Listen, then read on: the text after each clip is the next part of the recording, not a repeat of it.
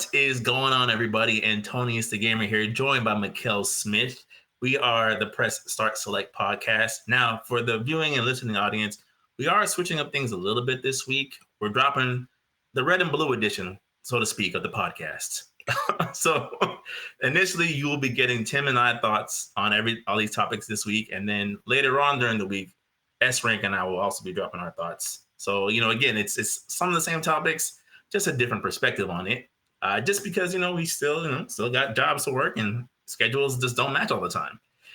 So Tim, let's get right into it with the gaming big news. Now, there was a bunch of things that happened. Hence why we just got to record a pod because this is getting ridiculous. But one of the bigger things was that Grand Theft Auto finally admitted what we all were kind of suspecting, that they're delaying the game. And even after beating their chest of we have no reason to delay the game. Hey, we're delaying the game. And it's being delayed, at least for now, until May of 2026.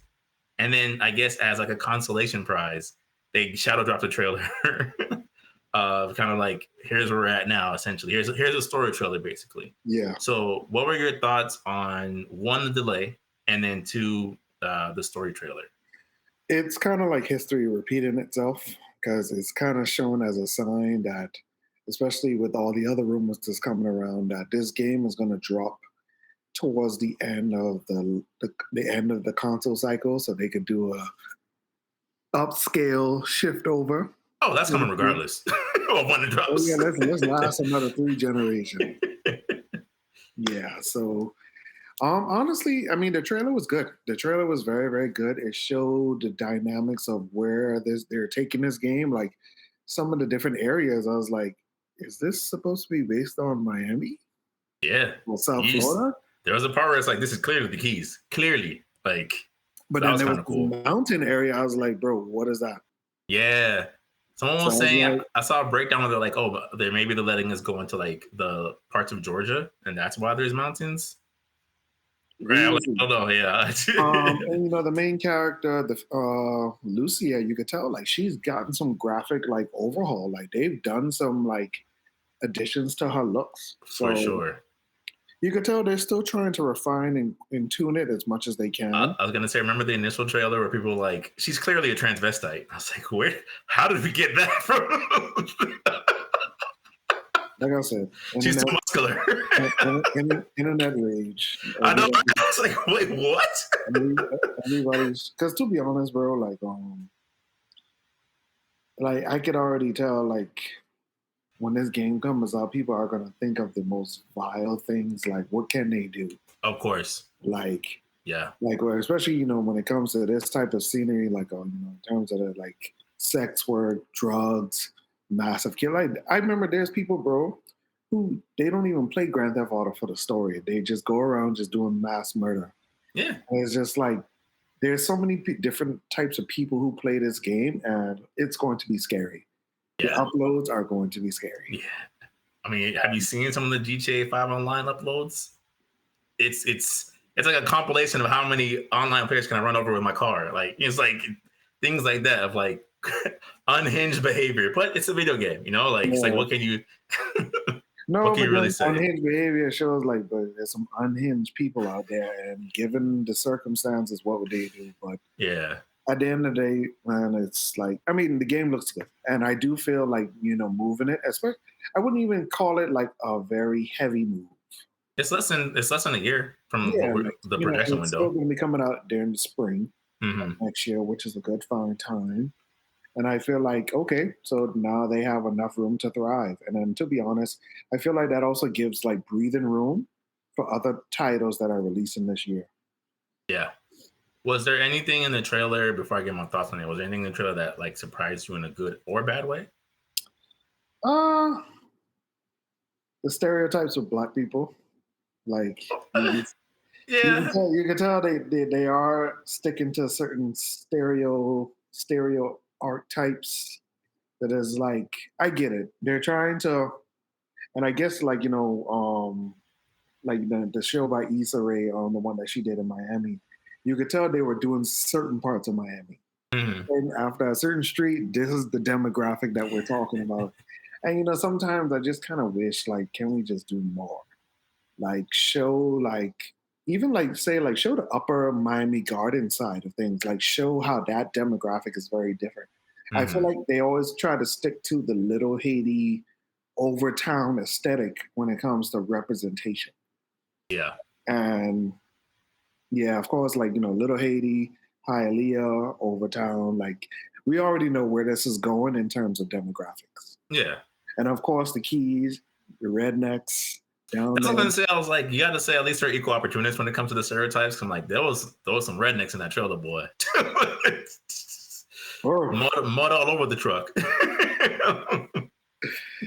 yeah, I mean, but Grand Theft Auto praise, like, people praise themselves off those type of stereotypes, man. And just Mm, Grand Theft Auto has known they've been doing this for years, and then of course people buying it. People are buying it because that's what they want to be fed, this type of stuff. So if it's your cup of tea, it's your cup of tea. yeah, I mean, to be fair, it's become a place where it's most people's cups of tea, right? Because like you said earlier, it's like you have the super unhinged that are gonna latch into this game for their own reasons, and then people that's like, yeah, like I just want a little bit of, I guess, like sim like qualities in this game where it's like I follow the true American dream, which was like who got rich by the legal way in this country, really.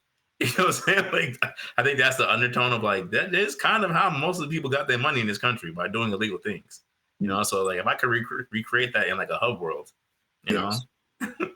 no problem with that. My thoughts on it. I mean, I guess to sound contrarian, quote unquote, I wasn't as blown away as most people seem to have been with the trailer. Um, I would have really, really preferred. Like I know they said like, oh, this was a mixture of cutscenes and in-game engine renderings, whatever case may be. I'm like, I would have preferred to have seen actual gameplay. Like I know the game is still a bit of a ways away, and I'm sure they're gonna ramp it up like the month before it releases. But to me, I'm like, to Rockstar's credit, a game from them having good graphics is like okay, like that's like a Pokemon game having Pikachu. You know what I'm saying? Like every Grand Theft Auto game since I want to say 4 has like pushed the graphical fidelity of the console it's on. Look at Red Dead Redemption 2, bro. That game is beautiful, beautiful, and the level of detail in it is like second level. Like you can go from a cowboy western to doing animal hunting in the swamps, and if you're getting chased by mountain lions, like there's just things in that game of like I don't expect anything less. Some people are like the graphics. I'm like, yeah, like yeah, the graphics. So that's why for me, I'm like, I just kind of wish they had shown like, okay, what's going to even be remotely possible in this hub Mhm. world. That was really my thing. The Bonnie and Clyde character dynamic, I think it's fine. They've already proven themselves able to pull off the 3 protagonists with 5. So I'm Mhm. like, if they could do 3, this is going to be a layup to the basket in terms of like character writing. Um, so yeah, I mean, ultimately, it's like it's one of those things where I'm kind of in the same place I was before the trailer dropped. I'm like, I'm definitely gonna play this game. I don't know if it's like I'm anticipating day one, gotta get it no matter what type of game, but that's how I've always been with Rockstar games anyway. Like I know it's quality, it's just a matter of when I play it. So like for me, I'm just like, it was good. I think it's to what Joria said in the past, it's a game that feels next gen of like, oh, this is why I have a PS5, so I can play a game that looks like this, right? I think it does a good job of showing that. I just hope that, like you said, like it shows a different side this game around where it's like, okay, we kind of know what to expect from Grand Theft Auto, which is fine. But I would like, even if it's from a criminal angle, like just show me a different side. Like show me like, I don't know, pulling up a pyramid scheme, in Pembroke Pines or whatever. Like just something where it's like this is still kind of happening within this realm, within this quote unquote suburbs of people. Yes. Yeah.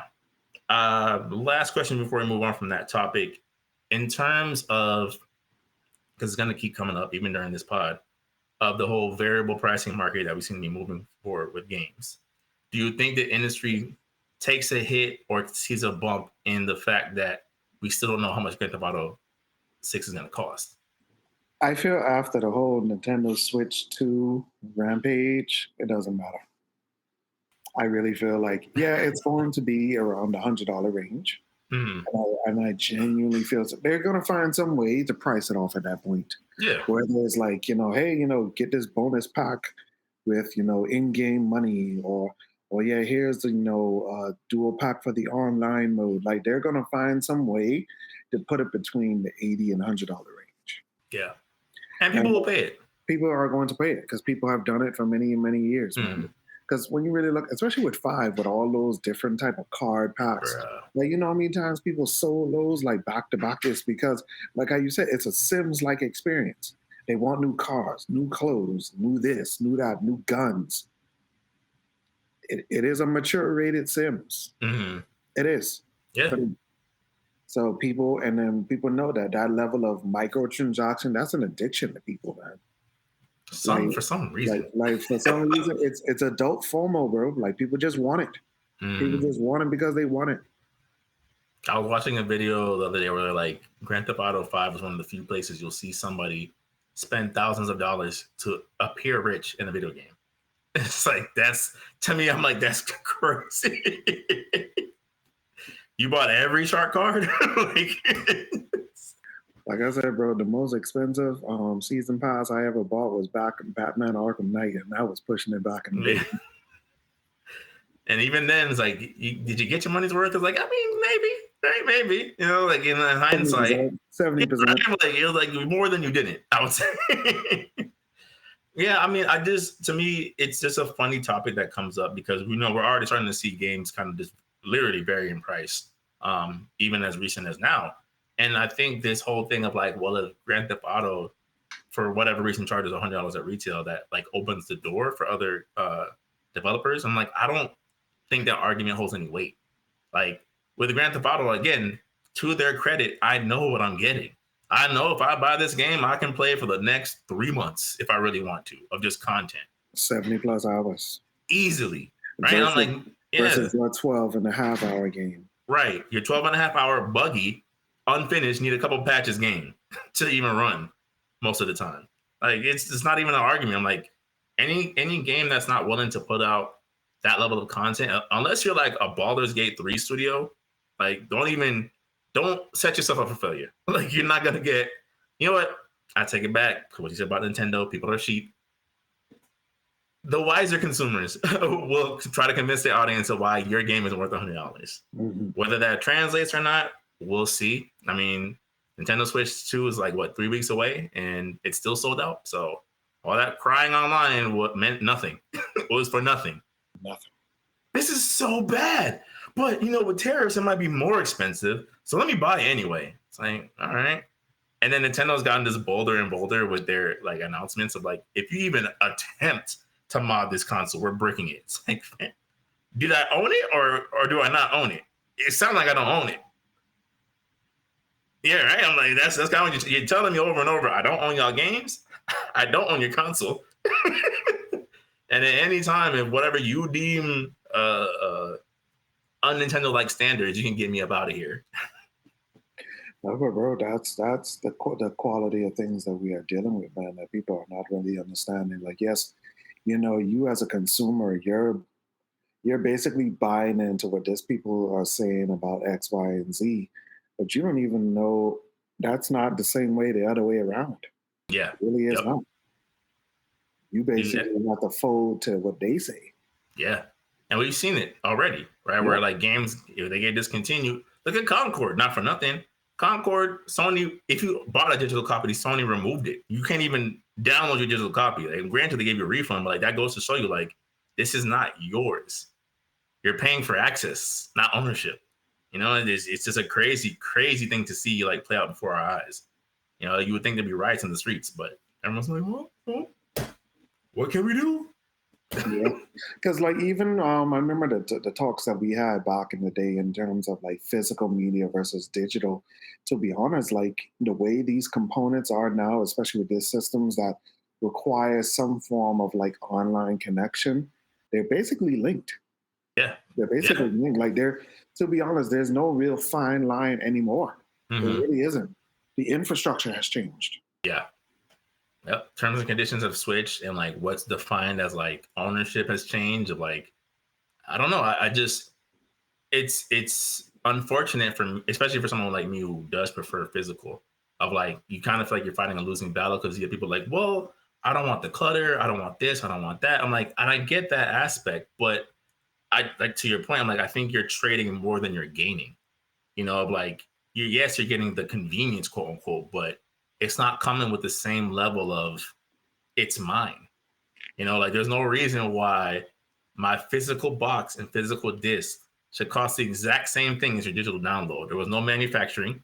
There was no, like, what physical part contributed to that price other than like, well, you can just, it's convenience. It's a convenience fee. You know, like, where are you going to save the money? We're charging you in convenience. You know, like, it's wild.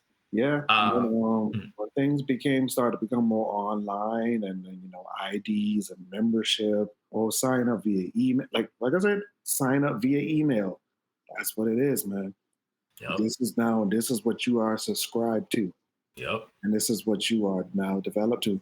Gone are the days, a particular DVD disc or a cartridge, and you just had the time of your life. No more. Yeah, we'll be collecting data, and if you don't agree, you can't play this is control. This is control, yeah. bro. And even what you said about like online, uploading gameplay is data. That's all it is. Mm-hmm.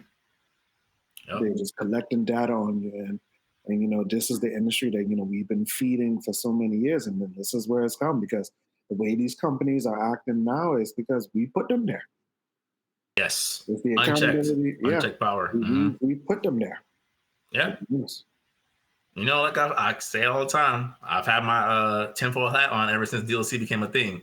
I'm like, listen, I see the future, and it don't look like complete content on the disc anymore. And lo and behold, we're selling this game with pre-planned DLC. It's like, then why don't you just put it in the game? Oh, well, no, I don't know. It slowed out. It came out slow. Back in the day, it was like costume pack here, a level, a stage that. Then it started to turn like, oh yeah, here, buy this episodic series. Yes. And then it just went on from there, bro. Because now you don't even get a complete story no more. Like, no, we just want to save the climax for something better. And then you get the Heihachi mission. Right, and you get Tekken 8. I was like, what? This is the big secret reveal. The big reveal, yeah. Tekken 8 makes me realize that Steam was onto something, because they're trying to put a policy in place where games have to reveal what DLC is coming with the DLC passes. I'm like, you guys are smart for that, because if you had told me that season 1 and 2 of Tekken 8 was going to look like this, I would have waited.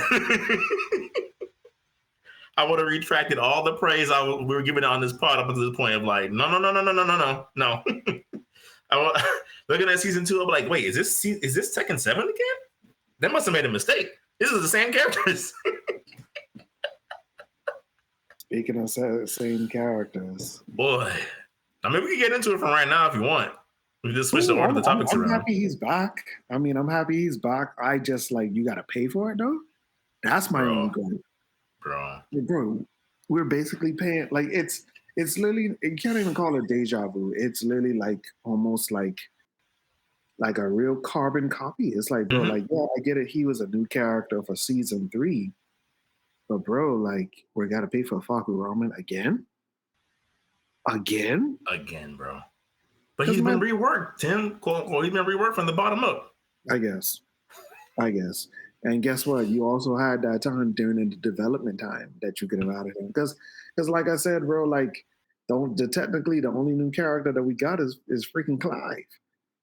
Yeah. And it's like you mean to tell me that, like, these 3 characters, like, 1 should have been a legacy character, 2 were already in the last game, 1 was already the first character of the last DLC season. So it's like, and people are looking at, because when you look at the DLC chart, that next shade is purple. People's like, bro, if it's Konomitsu, it's just like, bro, like, I don't know what is going on here. Yeah. And then my thing about it is the last new character that's coming out for the winter is like, well, is this going to be another guest character or is this a brand new Tekken character? Because and then I think is, and then people are saying it's like, well, bro, like at this point, it might just be Devil Reina. That would be terrible, bro. That It's would be like, that would like that's like getting spit in your face of like like remember when like what's it called what was the name that they gave him, like Evil Ryu? Was it called Evil Ryu? That's basically what's the name, right? Kage, right? Where it's like we released Kage as his own character. I'm like, fam, come on, are we serious right now? Like, first of all, like Ryu already got rid of the Dark Hado, so like, why do y'all have to keep bringing this Evil Ryu nonsense back? It's a what if character. Well, the Satoru Hado took on a physical form. I was like, bro, no, it's a what if character. Mm-hmm. A what if? Because there's no real story presence of this character. Yeah. He will never come up ever again at this point in the storyline. It's like, come on, bro. Like, y'all are just wasting resources, wasting a character slot for things that are just not worth it. Yeah. Yeah. Even when I thought they were going somewhere, we're definitely getting off topic, but even when I thought they were going somewhere with like the Capri, right? I was like, oh, they're bringing in Cammy's sisters. Nope. Was never mentioned as a playable character ever again. Some NPC story mode stuff here and there, but was never brought up ever again. It's like, all right, never mind. Yeah, like, and you know, Tekken is like, it's just like, bro, come on, like when I tell you, when I saw him towards the end after all the glamour of the costume packs and the stage, and I saw like this little metal coffin fly from I'm like, bro, it's Falcon Ramen all over again. Crazy, bro. And I was like, and I had to send it to Joe. I was like, bro, this is so funny. This is so funny. No, but he made a very fair comment, man. How are you promoting the Karate Kid without No Way Long? I was know, like, bro. that is very on brand. I was like, and because like these collaborations have gotten very weird now. Like we saw it in Street Fighter, and even now we're seeing it in Tekken. It's like, so it's just cosmetics. Like cosmetics for what? For what game? For what game? It feels like they're not even thinking it through anymore. Like, yeah, like, oh yeah, Nike collaboration. Like, and it's like, bro, has cosmetic DLC become that sinister that people were just, oh, I need to see Kazuya in these Air Force golds. Like, bro, I know you're like not like I know you're not an active player of Marvel Rivals, but when I tell you those people be on those skins, like you said, they don't do anything. You don't get any extra perks, nothing. It's just cosmetics. No, I gotta play as Thor in that such and such armor. I have to. I gotta play as like President Loki. It's like, fam, that skin was like $25. Yeah, but the game's free, so it's fine. Okay. But I think how's your gas tank looking? Hey, don't worry. Shut up and let me enjoy things, Tim. I think I will say, to shoot them a little bit of grace, I do think Tekken 8's level of cosmetic detail is probably better than most that I've seen. Like, I do think like what they do, like even the costumes they were showing with this trailer, I'm like, this looks good. This is a good looking costume. I like the fact that you can put on the Pac-Man hat, have the Pac-Man shirt. The stage looked very colorful and interactive. I'm like, I do think that when they put the detail into things, it's like they definitely see it through. Like, for if you're gonna do cosmetic skins for the Ninja Turtles, like it didn't have to look as fire as it did, but it does. Like, it looks good. It's just back to your point, like, but why? Like, what is this for? Is this leading to something? Is this like, was this just like someone put a check on your desk and you're like, all right, no problem, we'll take it. You know, it's like Karate Kid. Yeah, but we don't have any Lei Wulong. Don't even worry about it. Don't worry about it. It's Karate Kid. We're dropping commercials in your games now. So, like, I mean, I guess, right? Like, that's what it basically boils down to. Like, we're just dropping commercials in your game. Like, there's like, it's not even like, and I can't believe like retroactively I keep giving Mortal Kombat credit. It's not even like Mortal Kombat where it's like, you know, some of the things that they put in, it's like, we know that they've been hinting at this or drawn inspiration from this at one point, right? Like the horror movie crossovers, like, of course it made sense from Mortal Kombat. You know, like, it's just like they've already kind of established themselves as being open to that world. But some of these other games, just like, I mean, okay, yes, Bandai owns you and Bandai owns Pac-Man, but why does Pac-Man need to be in this game to this extent. Yeah. Like, like what? Oh yeah, here's a colorful stage, a colorful digital world stage. Yeah. Like, okay.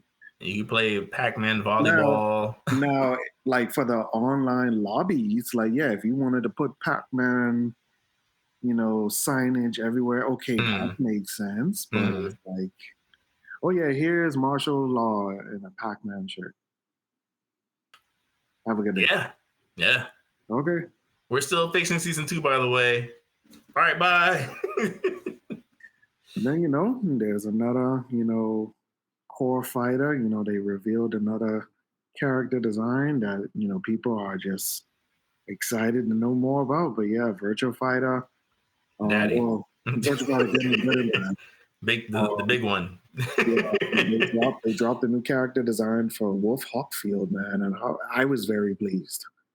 I was very pleased. I was like, bro, like I could tell they probably really heard a lot of people's voices about, the design overhauls for these characters. And, to be honest, I'm going to call it now. And to be honest, this is probably the only guest character I feel like makes sense and I would not be mad at it. You could already tell one of the main characters from Yakuza is going to be in it. You think? You can tell. To be honest, it makes sense because Virtua Fighter does take place in the modern world. It does take place in the modern world, and with this company has doing crossovers for years. Like, so it's kind of like basically say what I said. Like if you want to do guest characters, do what the Under Night formula did. They brought in guest characters that fit within that actual universe. So that means whenever the next game comes out, that character is there. You don't have to worry about this character being tossed to the side anymore or just because.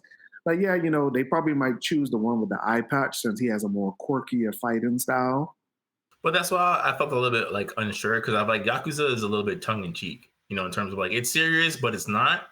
And I'm like Virtua Fighter for the most part is a pretty serious franchise. Like they don't really do too much goofy. Bro, that costume skin pack that they did because they did one for Tekken, they did one for Yakuza, and then you remember they're using the Yakuza engine for the new engine for this game. So it's kind of right there. I mean, but if it happens, it happens. I don't think they shouldn't have to force it. But then even if they do, it's kind of like we ain't really had nothing to lose. Yeah, I agree. I mean, at absolute worst, I think it'll be a skin at some point. There'll be like the whatever character costume pack, which is fine. I just like again, it just depends on how serious I want to take Yakuza because when you see some of the gameplay and they're doing certain things, like it's great, it's animated well, but I'm like compared to what I've been like the snippets we've been seeing in Virtua Fighter, I'm like I don't know if I want to see joke when like Akira is doing like these midway counters and like things that we haven't seen from the combat system in a while. Like I'm like, let's not take away from your guy's strength, which is your hand-to-hand combat details. Yeah, and then of course they announced the latest version again for the latest consoles. That's what kind of got me a little nervous. I'm not gonna lie, because I'm like, this was not a good idea, and the fact that you guys didn't realize this is a little scary. To be honest, I think it's kind of like leftover because a lot of people is like, wait, it's only for the PC. Like, are we not going to do like I hope there's an upgrade path because especially for the PlayStation users, I hope there's an upgrade path where this doesn't cost you. Now the crossplay across 4 consoles, okay. I mean, well, 3 consoles and PC, but yes, yeah, like okay, that's great. That is a great way because, like I tell, bro, like they're definitely trying to build enough data for this next rollout. So I'm interested. And then to be honest, bro, they're doing developer diaries. We were just talking about that the other day. It's like, bro, nobody does developer diaries no more. Like, where's showcase? Like, show me what you are putting into this product. So, I mean, I'm interested to see. I'm very, very, very interested to see. So far we've seen 3 characters. So, they teased the next one. So. Looking forward to it. Do you think it's a game that gets released this year? No. Really? I don't think so. I think it will probably be for like, let me say like an early spring type of thing. Hmm. So that way it gets people like acclimated for like, Evo Japan, Evo America, and all the things. So I don't think I don't think it's going to be released. I mean, if it get a late fall release, That's what I was thinking. I would be Because surprised. really, the only reason why I'm even suggesting that is, especially between this recording and last pod, like I think we're starting to see a bit of a lull back in fighting games again, where it's like, what's happening in Street Fighter 6, it's cool. But a lot of people kind of like taking a break from here. It's like, all right, I'll maybe pick up when it drops, whatever. And then, Fatal Fury, even though people were all up in arms in our comment section, it's like, fam, they got a ways to go before they're like there. I know you said wait till Evo passed. And I'm still like, I mean, Evo Japan pass. So I mean, which I yeah, think is very interesting. So there's Evo Japan announcements, and then there's Evo America announcements. right. So we will see what the new momentum is of these titles by then, but it kind of is going to determine where they go for the rest of the year. Yeah. I just feel like with Fatal Fury in particular, it's like, and I've been trying to respond to the comments when I have the time. It's like, fam, like you got to think about it like this. It's been 26 years between sequels. 26 years. Like that's something where it's like you kind of got to get back to the core of everything and get that like pristine to make people want to play this game. Other than like just again that long sustained interest, in my opinion. So like to me, it's like for a game that had advertising at WrestleMania, for a game that had the most popular soccer player in the world, or one of, like in your game. Like we said last part, like you would just think there would be more talk about it. And there just isn't right now. Like the people who bought it and played it seem to be enjoying it. At some point I would like to play it as well. It's just the critiques that I've seen of like, oh, there's certain things with the story mode that's kind of bare bones, or like there's some quality of life things that aren't looking great. It's like, that's not what gets you on like the radar, like after all this time. Like this is not how you release a much highly anticipated game, right? Like if Capcom versus SNK 3 was like this, we would all be like, why is why is the cast of the Expendables in this game? Like, or whatever the case may be. But yeah, I mean, I just think like again, given the state of the games that have been out, the fighting game community could use another big one, in my opinion. Yeah, I definitely believe so. Like the season passes that we've been getting so far aren't cutting it. And even though there hasn't been a deconfirmation, there also hasn't been a confirmation that Mortal Kombat 1's getting more content. Just like, yeah, you haven't canceled Combat Pack 3, but you also haven't announced anything. So what are we doing? Yeah. I mean, yeah, after the T1000, bro, it's just, to be honest, bro, like we already see it coming. It's just gonna, I feel like Foresee is just gonna be movie DLC for the new movie. Ugh. It's a cheap way out. Like, oh, what, you don't want the Carl Urban Johnny Pack skin? No. How do you want Carl Urban in this movie as Johnny Cage? Respectfully. You sure? Yeah.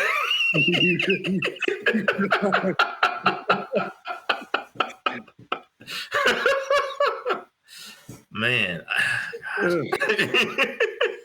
No, bro, no, because you're being very serious, man. Yeah, we're really seeing like to the point where guest characters, like just out of place guest characters and cosmetic DLC is just really getting out of hand. It really is. Yeah. We've kind of like lost the plot when it comes to like there was like you said in the group chat a while back when we brought up on the pod, and I think it's still so like impactful. It's like you look at the way Soul Calibur 2's guest characters were handled. Like even though they were from different worlds, each thing had a point. It made sense immediately. PS2 gets Heihachi, GameCube gets Link, and Xbox gets Spawn. And you're just like, of course.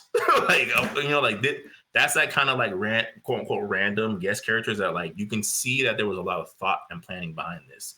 And I feel like now it's kind of like, well, we can do Fortnite too. That's what it feels like to me. And all these guest characters, like we can do Fortnite too. And it's like it kind of gives me like how can we just press the boundaries, man? But then, like I said, man, it's an unsung hero, but under night is doing right by the people, man. And I'm telling people all the time, like, yes, I would guess it's more of like a double A type fighter, I would say. I would categorize as that. It's checking a lot of boxes, man. Hmm. I gotta give it up to him. I mean, that's great.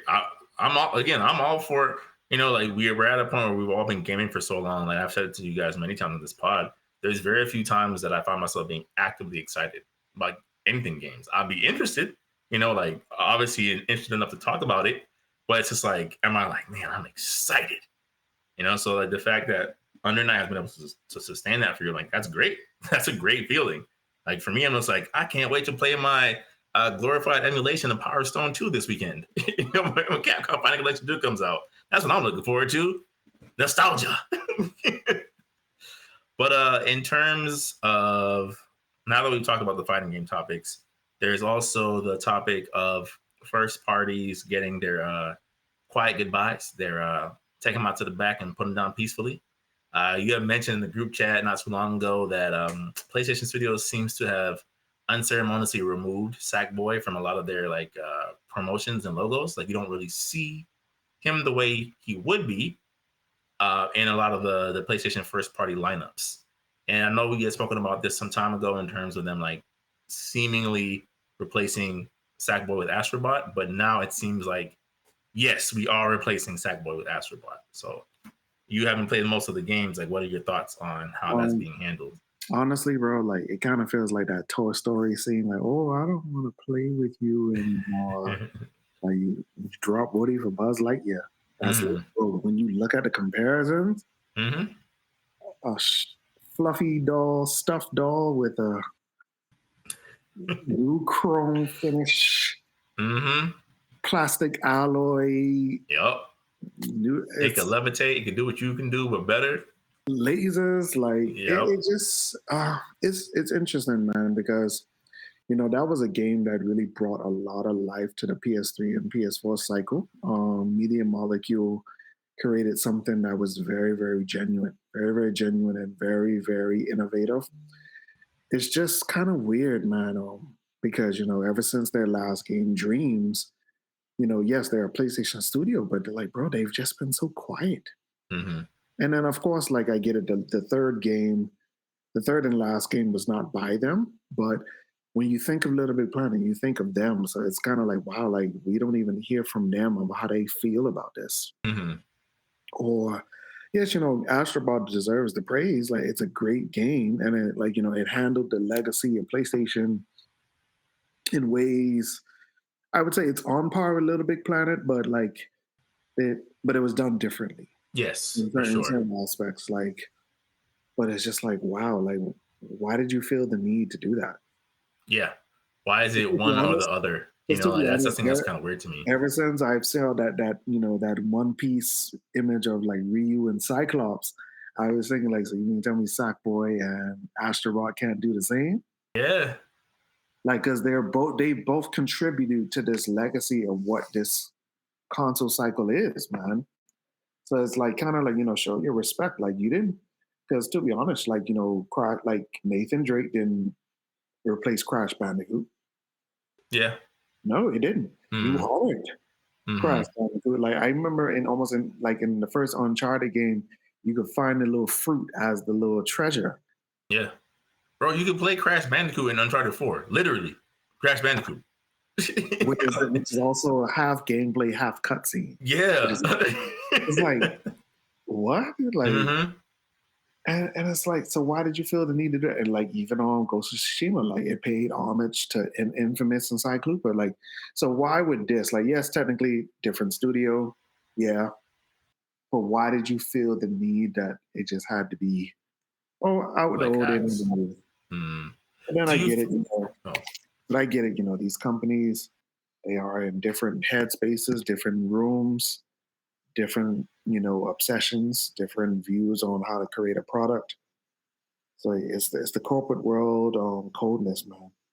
Do you feel like, my question was, do you feel like given the history of how certain legacy properties have been handled, like for example, technically Crash Bandicoot went multi-platform, or third party, I should say. So did Spyro, technically. Do you think that maybe the removal was that Sackboy might be more of a multi-platform character moving forward, and that's why they kind of removed him from PlayStation proper? I don't think so because the last game it did good, but I don't think it did numbers like how the first two Little Big Planets did. Like even three did good, but three had some issues with a lot of bugs. Mhm. There was just certain things I don't think that the new studio could have really handled. Because you can even tell with the latest edition that they did, there were certain things that they removed. But I was like, but that's the spirit of Little Big Planet in a sense. You kind of just Mm. turned it into like a Mario Party. I wouldn't say Mario Party Odyssey type of experience Mhm. versus the whole, what Little Big Planet's fundamentals was truly made off of. And then the whole thing with three, remember all the thing with the licensing issues with the Oh costumes, certain yeah. costumes Mm. had to get cut from the store. Mhm. Oh yeah, but if you don't buy this Ninja Turtle pack today, and I That's mean it. today, it's done. Yeah. Like, and it's like, bro, like it was a lot. It was a lot of the times. So that's why I feel a lot of them they kind of stick to like Sony mascot or like Sony legacy type of titles, which you saw in Astrobot. But it's sad, man. It really like bro, like Little Big Planet held it down, man. Mhm. Held it down. I mean, it ushered the way, but I just kind of feel like you could have done better respect. Like, and I feel like a great way to do that, man, is do a crossover. Do a crossover some way, like show some respect. And that's what I kind of feel like. If you want to do this, claim it as a successor, because like I get it. When you look on the Sony mascot, like pamphlet, like logo, whatever, yeah, you Mhm. don't see Crash, but you see Drake. But then the thing is, Drake still honors Crash. Yeah. So do something that honors Little Big Planet, and I would be satisfied with that. I mean, they have a costume, technically, a What Sackboy costume for what Astro. what Astrobot too. You never know. Like I said, it might be Astro and No, Sackboy's to big be honest, adventure. bro, like even a game like that, part two is very like unless you do a lot of gameplay fundamental overhaul, it's like, bro, like you better take 5 to 6 months on a patch. I mean, to me, I feel like having played the first game, I still have to go play the DLC to be honest. But like having played the first game through completion, it's like I do think that they have the groundworks of what could be an interesting gameplay system.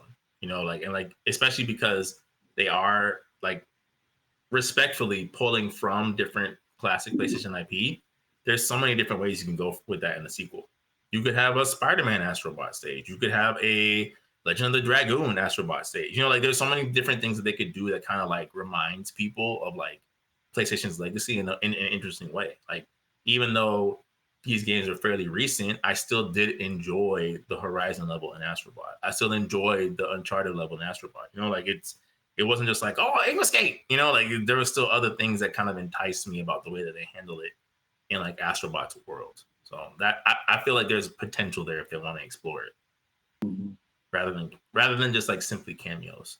Um, yeah, I just wanted to kind of get your thoughts on that. I mean, to me, I'm like between that and the way that they're like not acknowledging Twisted Metal at all. I'm just like, man, it's only like, what are we doing? Like, like Yeah, because like this reliance on the show is very weird to me. yeah.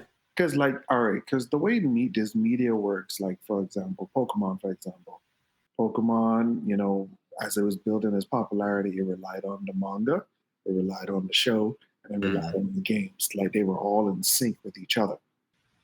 But now it's like, you're relying on, the nostalgia of this show, which, I'll give it its credit, it did fairly good. But hmm. it's like, what else? Yeah.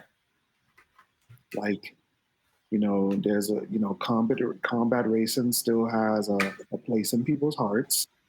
The Switch 2 already gearing up for Mario, the next Mario generation of Mario Kart. It's Right. like, hey, Sony, so you remember you have a whole combat racer. Yeah. I mean, just clean it up a little bit, right? Maybe like tone down the you're racing for the devil aspect and put the game back out. It's like the last one that you did was like for PlayStation 3. Yeah. So it's like you skipped a whole generation, and this one we do need see some titles from like other people, bro. Like I said, man, you collected all these studios and you deleted one. Well, what is everybody else doing? Yeah. I just I don't know. I just find it weird that like Sony seems, unless it's let's turn this franchise into a movie, Sony seems like reluctant to like take advantage of these markets. Of like, like you said, there is not really a combat racer out there that would kind of give you guys any trouble. There hasn't been a Need for Speed in God knows how long, or a good Need for Speed in God knows how long. Put it up, like be the one, like start the, like be the innovator in this market again. No, but see, that's the thing, man. I feel like they're starting to lose their ambition to be innovator, especially as they're open up to more third-party markets, like with all these things coming. With the PlayStation being now the sole home console outside of Nintendo, it's becoming very, very like in your face. Like, wow, like so. Do you still want to make games? Right. Or is everything going to be like a hand-me-down upscale? At least this generation, I think, is going to be that. Bro. I guess I think this evolve into the next topic. Well, I was gonna say, like, I did want to get your thoughts on Xbox's moves. Now that you mentioned them, before we get into our full-on next topic, what do you think about Xbox? One, not only bringing Gears of War to PlayStation, which is like unheard of. Like, you thought Forza was bad, it's like Gears of War to PlayStation, and then on top of that, while also raising up their prices as well for everything. Like their consoles went into effect immediately. Them things are like $700 now for a 5-year-old console. So what are your thoughts on Xbox's latest decisions? Honestly, man, the ecosystem doesn't make sense to me anymore. I know Jory has been trying to fight for this, but I just kind of feel like, bro, like they've entered some uncharted waters that I just do not know. Because to be honest, bro, I do feel like the PlayStation 4's momentum leading into the PS5 really hurt them. I really feel like that momentum really hurt them to the point where, just like how I said it, like I feel like we're back to like reverting back to Nintendo, Sony, PC. I feel like we've entered that field because look at Sony. Sony has a big presence in the East and the West. Yeah. Where Xbox is more of a West, maybe UK type of system. Yeah. Okay. And anywhere else that they're in is by proxy of being Microsoft. Yeah. And then, especially with the economics of, Microsoft being a what company, the current economics of the world is going to hurt a lot of things. A lot of things are going to shift over. Because to be honest, bro, like, the physical media may be the start as of now, but I'm telling you, it's going to shift over to digital too. Of course it is. Oh, you're listed in what country? Oh no. Yeah, of course it is. We're not even going to ship you a physical copy. Like, get this download or nothing. Of course it is. Yeah, and then if you're from this particular country, you got to pay more. So, like, I do foresee, like, maybe they're trying to. I don't know. I really don't know what they're trying to do, man. And I feel like they're kind of doing what HBO Max was doing with their properties of just giving it to everybody to get some money. Oh yeah, you can stream Teen Titans now and this and that. So Sony, give them Gears of War. Give them Gears of War. Give them everything. Right. Like right now I'm rewatching Batman animated series on Amazon. Like HBO Max, what are we doing? What are you doing here? Like wasn't that the whole purpose of collecting all your properties together was everybody's supposed to come to you? Like, okay, never mind. Yeah. But yeah, Forza was a light little introduction to the space. But I was like, nope, flagship next. Yeah. So that means your Fable is coming. Oh yeah, for sure. Fable's coming. Halo's coming. Halo, but that Master Chief Collect. Oh my god, that is going to really. Once that releases, there's no coming back. Yeah. There's no coming back, though. There is no coming back. And after that, they're gonna resell you Killer Instinct. Oh, what? For for sure. Oh, you want? For sure. I mean, so now we no longer have to pay for it at Evo because it's on PlayStation. Mm-hmm. And to celebrate its grand return, we're throwing in an extra skin, a this, a that, da da da da. Like, that's all it's gonna take. It just, everything must go. Everything must go, Ren. And then, like I said, man, I don't feel like Game Pass is this big thing that it's supposed to be anymore. I really don't. I know Joey defends it, man, but I just don't see, like, with the way this economy is going, and I would say the mindsets of these companies on multiple levels, I don't foresee it holding up anymore. Yeah, so I was gonna say like a actual funny story, like hand to God, this is what happened. I was editing the last podcast, and I was at the part where Jory was like breaking down Xbox's hopeful plan, and we were both like, okay, that kind of makes sense, like kind of seeing the light of where it could be trying to go. And I kid you not, as I'm at that segment, the tweet comes in of Xbox raising their prices, and I'm like, and this is why. This is why. Like, the plan changes week by week by week by week. Where, like you said, it's like Game Pass does seem on the surface like something that could be sustainable, but given the history of how things have been handled on their side for the past year, it's like I'm calling it gaming Spotify. I'm gonna stick with that until I see otherwise. Like, at some point, it's gonna be cost effective for the studios until it's not. Where it's like we're seeing more and more studios where it's like, well, we engaged over blah blah blah amount of players. Like, okay, so who bought it? Well, let's not worry about that. And you start thinking again, the music parallels. Oh, this album was streamed 10,000 times. Like, so how many sales is that? I mean, it's like no. Like, when did the quality of this being engaged start to drop? Like, I don't see how, and maybe there is something that they have where it's like they're willing to just kind of eat the costs to keep this exclusivity of that Game Pass. I'm like, I just don't see, to your point, how this ends up being beneficial to them, given what they're doing right now. Like, to me, I was thinking that, like, okay, Xbox is going to see this backlash against Nintendo and say, you know what, we're actually going to cut the prices of our system. So that way you have a more incentive to not only buy an Xbox, but buy an Xbox for $400 and we'll throw in 3 months of Game Pass. That's going to get somebody on your side. No. It's like I said, the hardware prices. Right. No, we're going to raise the prices. Bro, I really just don't know, bro. Yeah. Like, cause you kind of just sealed the deal right there, man. You really did. Yeah. You were basically saying this ship is sinking, get off all you can if you're an Xbox player. He's made it clear to me that, you're giving your exclusives away. Yeah. So it's only a matter of time that I can play the Halo collection. It's only a matter of time. And I'm just going to be sitting here waiting.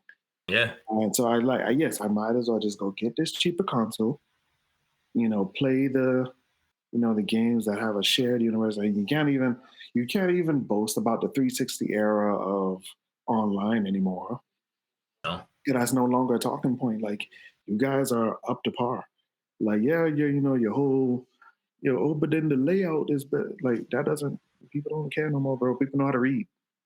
Yeah. People know how to read. People know how to scroll. Oh yeah, PlayStation just brought you back the classic PlayStation 2 background skin with the noises. Sold. Nostalgia, baby. I know. And oh my gosh, bro. It is so crazy how wired this stuff is, man. Mm-hmm. Like, yeah, man. So I mean, this is about to be an interesting summer, man. That Gears of War release is really gonna show, like, this is the future. Yeah.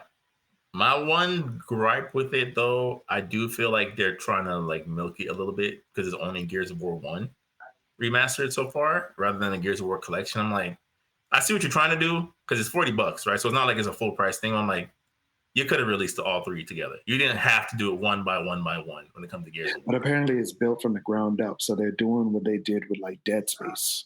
Okay. Okay. These are built from the ground up type of like remaster. Okay. I mean, I'm So sure we'll see at Summer Games Fest. Maybe there'll be enough content there for me to make me eat my words. Um, and it's funny, like, because they're doing the thing that that I brought up as a way for Xbox to prosper. Like, you do get certain perks having owned it on Xbox already. Like, it's a free upgrade. I think there's something else you get like as a perk of having on like Xbox. I think is the only console that can do like proper crossplay. Like, you can send the invites from your Xbox console to a PS5 player, and they can accept it. But I don't think it's the opposite way around. So I'm like, Xbox is still giving them perks, but it's just like, but we still got your game, bro. Like, yeah, still got your game. yeah, because it's like how is that going to hold up over time if I'm playing this PlayStation game and I see full lobbies? It's like, all right, well, bro, I'll catch you at the fish fry tomorrow. hmm Oh, Yeah, so you don't want to play together, like. I gotta wait for you to send me an invite. Yeah, they'll probably walk that back too. The way they've been going, bro. It's like you don't know what to expect from them. Every week, it's like Microsoft is like, I think they have a plan. I see what this could do, and then it's like, nope, nope. And then the thing about it is, bro, like especially like since there's there's no more E3. It's like, okay, so I mean, we don't even know what to expect this summer around the same time we were supposed to get news. Like, bro, like we thought we would have been like five. What's the thing that PlayStation does? State of play. We thought we would have been five in deep right now. We had Yeah, 2.5. and one of them was for a game that wasn't even a PlayStation game. That was the crazy part. Well, Shadow dropped this Ghost of Gote trailer, but we're gonna give you a full 20-minute presentation of Borderlands 4. It's like, hold on now. Is this a trick? Craziness, man. Yeah, bro. It's man. I don't know.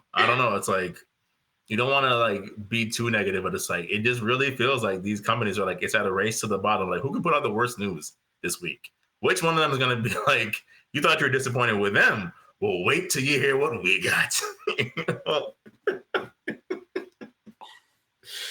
Oh my gosh. But to talk about, games coming to consoles and a third party game, technically that's supposed to be seeing a release in the next couple of months. Mafia the Old Country got its gameplay reveal at PAX East over the past week. And it's looking very linear. Before we started recording, I called it Mafia Uncharted because that's what it looked like to me. To be honest, they said that's the approach that they go. I think it's because there was a lot of backlash from how 3 was handled in terms of the open world was nice. I'll give them that. The open world for 2 and 3 are some of my favorite experiences. But 3's repetitive mission structure killed the game. It killed the game. It killed the just game for people. So I know they said they wanted to scale back a little bit. So like, yeah, it's basically the old days of Italy and stuff like that. Vast countryside. Preludes into like the war that they had and stuff like that, which is cool. I think they want to do a more linear experience to keep the story more focused about like I would say the mafia elements of like old Italy, which I don't think is a bad idea. Now, yeah, play to your strengths. I'm not against that. Now, I get it. Mafia and GTA have always been in this comparison window, which I never felt was very fair. I guess aesthetics, quote unquote. Aesthetics, yeah. But then to be honest, man, like I feel like they were always meant to be different experiences.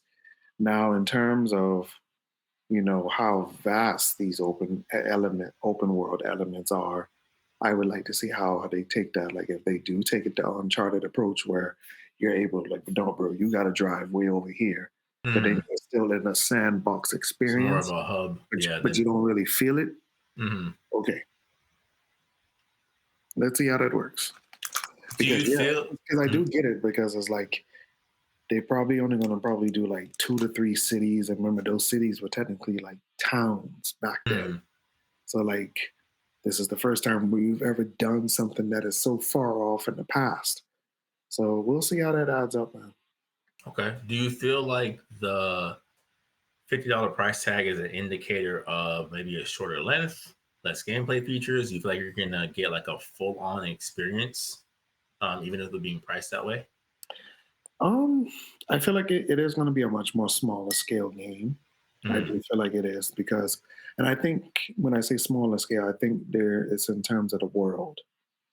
Like I said, remember 2 and 3, but like there are some parts you could drive off for hours, and there's this whole new world over there. But I mm, think with this one, they realized like, hey, no, things are going to be more story focused.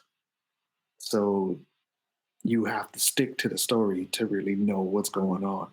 mm. I mean, there's still time for like, I wish there was a little bit more active gameplay footage of like how the world is. And I I feel like agree. they need to be very transparent with people because that's going to be a real like hit or miss with certain people. Because one of the things people love about Mafia is the world. Like there was some like I would say for 3, some of the racial elements of like that, fictional New Orleans type. Like there were some parts I was like, yo, this is intense. Hmm. We'll see. But I'm always on the side of like, show me gameplay in this game. I know it's Yeah. a crazy concept these days, but you know, at this point, again, to the industry's credit, it's like graphical fidelity is not really a concern of mine anymore. Like not for nothing, most of these games look okay to great across the board. There's not really a bad looking video game that's at a certain budget these days. So it's like when you're showing me these cutscenes, it's like, I think they also okay, want to try something new because all right, after 3, remember they released everything together as a bundle package, mm-hmm, the Mafia trilogy, and they remade 1 from the ground up mm-hmm, with the latest graphical engine, and so you had the typical big city mission structure, most side quests here and there, and I think maybe with this one they want to try something that it's a bit more like, no, this is your focus type of vibe. So mm-hmm. like yeah, like in a sense, like yeah, you got the traditional, but then here is this test, I would say. Yeah, that's what it's looking like. It's looking like it's a test. It looks A like a test. test of like gameplay or a Gameplay, test of gameplay structure of okay. like how we want to build these worlds moving forward. Mm-hmm. So I mean, like I said, man, we'll see. I mean, it got some driving elements in it, so that's pretty good.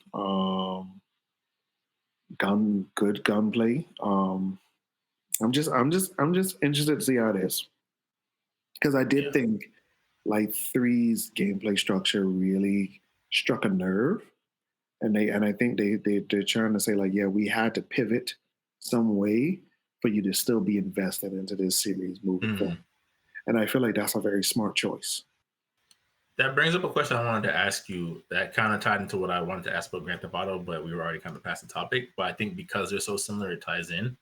Is there anything that you feel like the Mafia franchise as a whole has been missing that you would like to see either debut or something that needs to return in Mafia this coming release for the whole country to Um, make it stand out, basically? what really got me deep into Mafia was the story. The story for me and how I would like to see more world impact. Like especially if you're really becoming this boss-like character, how Mm-hmm. does that impact the economy of the world? Mm-hmm. Like for example, 3 kind of like put that in your face, but it didn't. You didn't really see it. Like when you had your lieutenants, when you took over different districts, like yeah, you're getting money from these districts, but how did that impact the world around it? Because if I, get out my car in this district, everything still feels like the same before the mission Mm-hmm. started. So how is all of this stuff really impacting the world around me?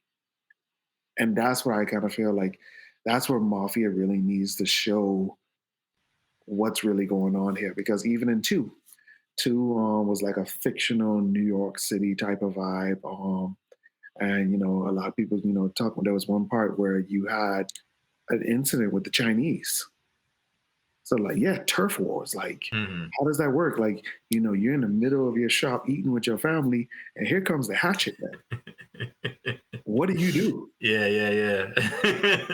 Like, do you push your wife and kid down and you just like duke it out in the gun shop? But then, oh yeah, you shot a gun, so now the police are coming. So what are you supposed to do? Mm-hmm. It's like show some more, and I feel like that's one of the good things Mafia was always good at. Like to really show, like, yeah, once you do start the trouble, the police system, like it had some comparisons to Grand Theft Auto in a way, but yeah, Mm-hmm. like what are the true consequences of like how you impact this world? And I feel like they have a good story team members, and I feel like if they really give them a significant amount of time, they could really do a lot of good work. I mean, it's granted it's been like a pretty decent amount of time between Mafia games, so I would imagine that since this game got greenlit, they must have had enough time to put together a story that they were pleased with. Like they have a couple of like Mafia veterans that have been working on this game, so it's not like it's like, oh, these are long-term fans that not got a chance to like be in. It's like no, it's like they still have like established people who've worked on previous Mafia games working on this. So to me, I'm like, I don't think there'd be anything to worry about story-wise, but I do agree in terms of like a lived-in world. Like as we were talking, it made me think of like, man, I might just have to replay the Batman Arkham series because like I remember playing City and Night where it's like as you're locking up these criminals, the jail cell is changing. The type of thugs that are coming out in certain districts, their dialogue is changing based on what you've been doing. Like, granted, it's like it takes place in one night, so I'm like, okay, I guess the sun goes down at 6:00 in Gotham City because how are we taking out every single member of the Rogues Gallery before 5 a.m.? But in terms of like progression, right? Batman's suit's getting more scraped up and scuffed up as the story goes on. Like, there's just more stuff. Like, you feel like you're contributing to the environment around you, basically, with your actions. Yeah, and that's one thing about the Arkham series. I feel like they were holding themselves back to this one night type of thing. Like, no, like, can we show just stretch it out. the day, what happens in the day? Like, you can show us what happens during the day because sometimes like Bruce had to do some other stuff, bro. So it's like, come on. Yeah. Even in terms of like a cut, I'll take a cutscene. I don't gotta play him as in the day. Just like, damn, this happened in one night. There was an Arkham breakout in one night. Okay. Sure. Guess he was stopping, criminals every hour because I'm doing the math and like, so you mean to tell me the sun ain't poking through the sky right now? Bruh. At all. I think topic-wise, I think we pretty much got through everything that we discussed pre-show. Is there anything that was overlooked or you wanted to kind of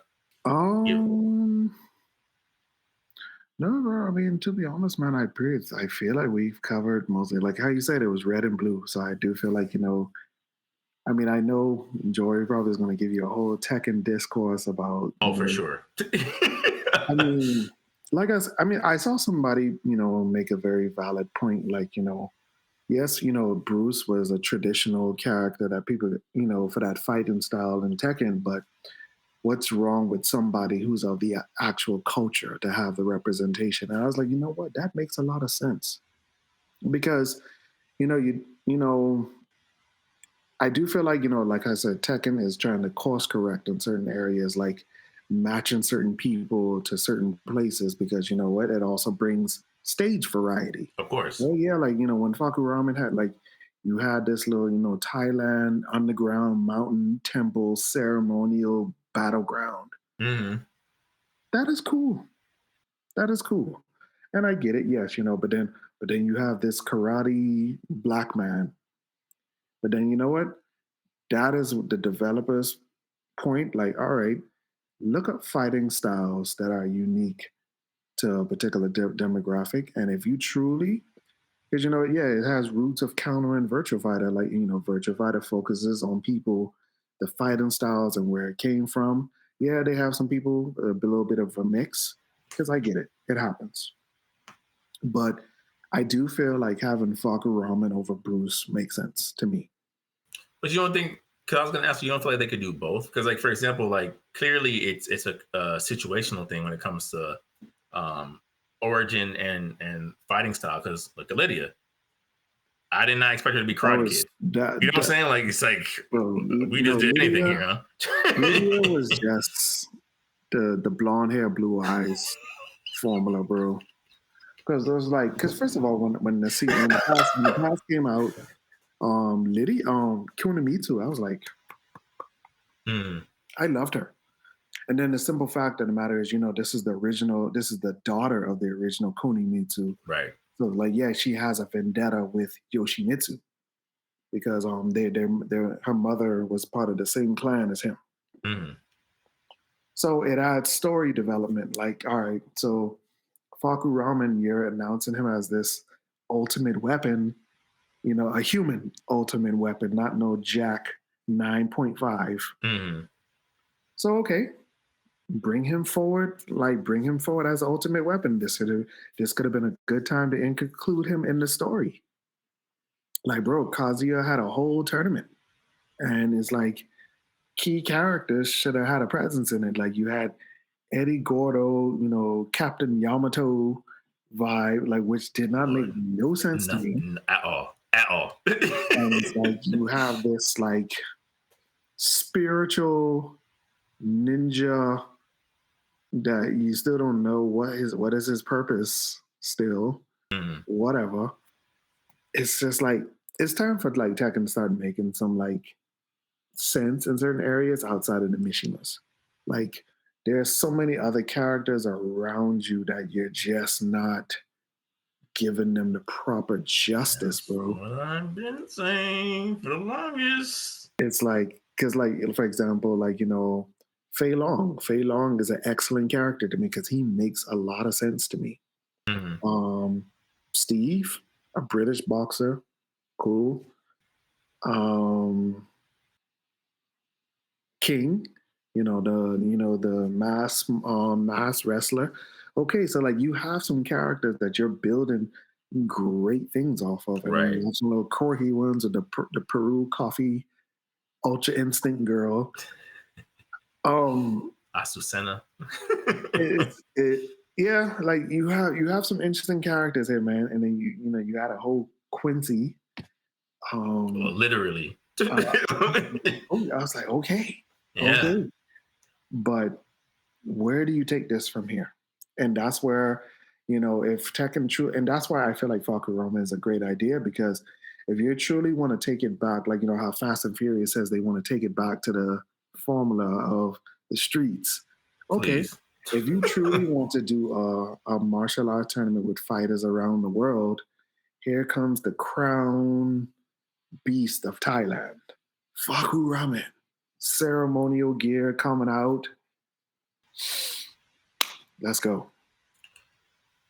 I guess to me, I'm like, I don't see why they can't have like a Sagat and Adon version of Tekken. Like, there's room for Faku and room for Bruce. Like, it's two But then people my who thing about practice it the is, style in okay, different for ways. Bruce, what would be Bruce's story? And that's the thing. And because to be honest, I was like, what game did they drop Bruce? I think his last main line. I mean, can't count the tag games, but was he in 6? I would have to look it up. I don't recall. Oh yeah, he was in 6. Okay. Yeah, he was. He was in 6. But yeah, so, after that, that's what I'm saying. yeah. Sagat, Adon, bro. Like, just have some similarities, and one's maybe a bit more aggressive of a fighting style with the Muay Thai, and there you go. Yeah, like cause even like Wei Lu Long, like yeah, man, he's the or He they kind of should have been in the game, bro. drunken master or whatever. Exactly, which would have made, even like you said, more sense for Karate Kid. Like the Jackie Chan homage, like come on, fam, what are we doing? What are we doing? It look like there's some issues with those particular guys, man. Fei Long and Wei Lu. There's something going on. I guess so. I just, to me, I'm like, we were talking about, if there has to be a crossover, like this is the crossover that makes the most sense with your character that you already made, that people already like. Just bring it back. He was already a DLC character, like from season 2. He was, and clearly you have no issue selling us characters that were DLC again. So just rack them on up. Rack them up. People said it. Even certain people were even scared. Like, bro, what if the purple slot on the DLC map is actually Akuma again? I was like, bro, and that that message came out, and like, bro, they might just sell you. They might sell you on. But Sam, I'm about to say it's not the same Akuma. This is a line of Judah Akuma now. This is a different. Bro, that's crazy, bro. That is so crazy. It's Akuma built from the ground up, Tim. It's not the same character. We're selling you a new version of him. which is crazy to me, man. Oh my gosh, fighting game for. So I mean, like I said, man, we are in very interesting territory. I just, yeah, like I said, man, I feel like Tekken is trying to, get its identity back in some form of a way. But yeah, man, Bruce is a very interesting character. I'm looking forward to Jory's monologue on that because I know he's gonna have a whole thing about why Bruce Irving should have been the reveal. Yeah, because I mean, if the DLC leaks were true, that means eventually Craig Murdoch is coming back too, which was another season 2 DLC character. And then the fact that Julia Chang is not in it, it's like, bro, like, so you're basically selling us all the women back again, all the women, all the brawlers, and the fact that Armor King is, and again for some odd reason, not in. It's like, bro, come on. I've said this multiple times. I'm like, I don't know what it's gonna take for gamers to be like, no, because if enough people were like, we're not buying this, it would change. But we're gonna see what we're seeing right now. We're gonna talk about it. Makes sense, right? And the comments will be like, just be grateful that we have more Tekkens. Like, no, I don't have to be. I want these legacy characters to be in this legacy fighting game. I know that's a crazy thing to say these days. Of like, Smash Brothers Ultimate had it right. Everyone's here. Like, there's nothing wrong with that approach. This character is not dead or incapacitated. Why is he not here? Or, I mean, even if the character is dead, if you just wanted to take like a modern spin on it with the new fighting system, you could do that. Mm-hmm. You already have the build. You have the mold. I don't get it, bro. And I guess my one anime question or I guess technically manga question before we wrap up. Did you read or skim over the latest chapter of One Piece? No. You did not? No. Okay. Because they reveal like another level of hockey. Oh. And I'm like, I don't know how I feel about this. I mean, well, technically, is it like above Conquerors or like in a mid-tier? It seems to be in a mid-tier. Like, so right now it's just a theory based on what's happening. But, manga spoilers for anyone who's just an anime-only watcher. Pretty much Roger's other, I guess his right hand, Gabon and Gal with the 2 axes, who's on Elbaf right now, ends up catching up with the Royal Knights. And the Royal Knights have the same powers as the 5 Elders where they can regenerate from any damage. So he shows up because they're kidnapping kids and things like that and holding them for ransom.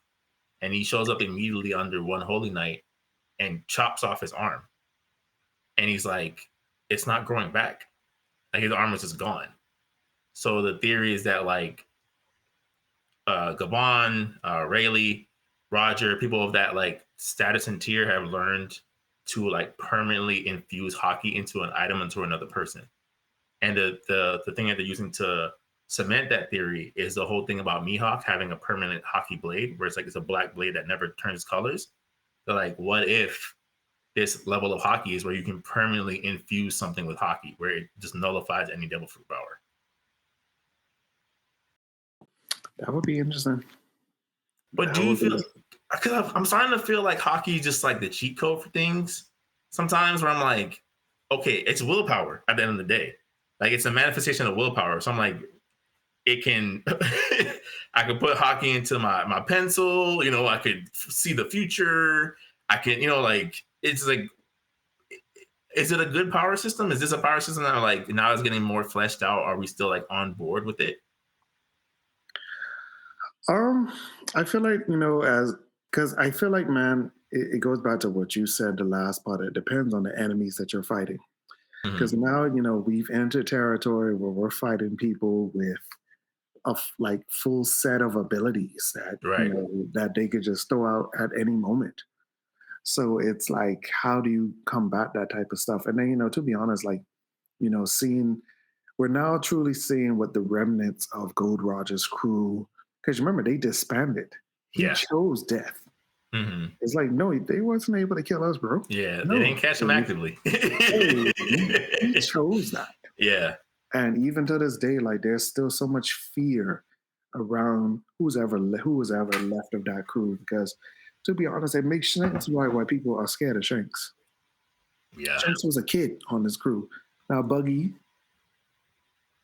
not everybody sees their full potential. Buggy He's still winning though. He's still winning. He wins. He wins in some form of a way. He's a Yonko now, so it's like, but then these other characters is like, yes, bro, these are men you should fear for obvious reasons. So I mean, it's kind of like, all right, well, how do you combat that with these elite level of, like, I wouldn't even say mercenaries, like inquisitors in the sense. Yeah. You gotta have something, man. Like, yeah, you already know the combat and the handheld combat and other elements are going to be cool. Because I do foresee with these Roger pirates, we might see more people who aren't fruit bearers. But how do they combat fruit bearers? So you have to think of different things. I mean, as far as we know, Rayleigh doesn't have any fruit powers. Yeah. And then the dude, punted Kizaru's whole kick. It's like, no. I'm like, no, he's just fast and armament hockey and just have you flying. Yeah. But then, so it's like, but what else? Because to be honest, we never really saw what his true powers are. Like, the only person who knows behind the curtain is Luffy. Yeah.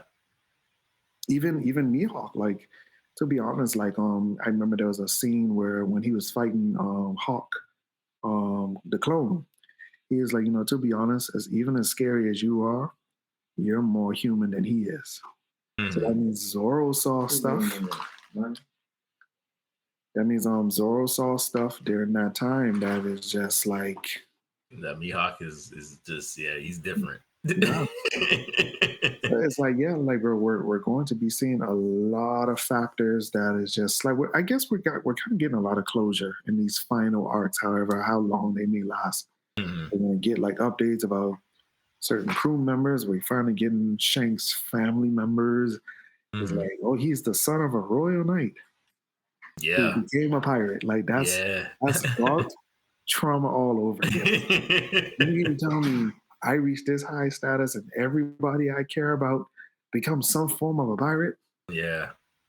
And then you start to think about also, like, okay, what are the pirates who are witnessing the elders show up to this island, thinking of, like, who are these demon people that are, like, on our side? Like, I'm sure there's levels of Marines who don't know quite what the top looks like. Yeah. So the elders show up and like, what the heck is this?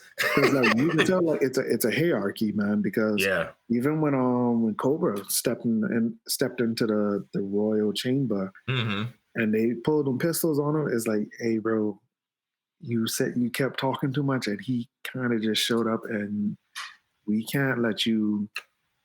Now you can't leave. People can't know that there's actually somebody over all of this. Well, sorry. And then anybody who knows that information outside of them, wow. To be honest, I don't even think Kane probably doesn't even know. I would think he doesn't either. Think, like, he's a mad dog. He's a mad dog who's obsessed with power. Like, and I don't feel like even there's certain things he doesn't even know. I wonder if, like, Sengoku knows.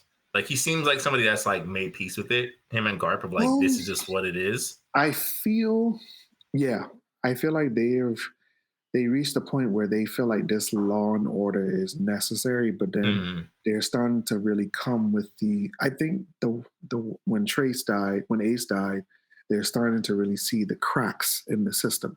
And I feel like, Kuzan's betrayal, I think that might be the last straw for Garp. Because, to be honest, like, when you really look at it, Garp was actually that close to throwing it all away when Akainu killed Ace. Right. He was going to kill him. Because that's Sengoku said, like, the reason why Garp was around, I had Garp next to me because I knew you're not going to watch your grandson to be murdered in front of everybody. You're not going to watch that. That impulse would be too much for you. So I think, it's kind of like that blissful ignorance. But I kind of think like, especially since, the dude wiped out a whole island nation just because they're just to make sure the weapon works. No, this is crazy, more than what it is. Because first of all, you had, one of your admirals about to jump ship because he found out like, oh, these pirates have saved 2 countries that you guys lied about. And one of them, I was there, and you wanted me to lie on the paperwork? Right. I feel like, to what you said earlier, I'm like, I don't see how many more arcs we could have after Elbaf, given everything that's been revealed. And like just sort between the end of Wano to Egghead Island, especially in terms of story plots, I'm like, what else can you possibly reveal in this world at this point? You've given us everything. I feel like it's going to be another final battle royale, like how it was with Marineford. Because to be honest, I realized one of the biggest things to become a Yonko, you need an armada. Basically, you need multiple pirates under your ship.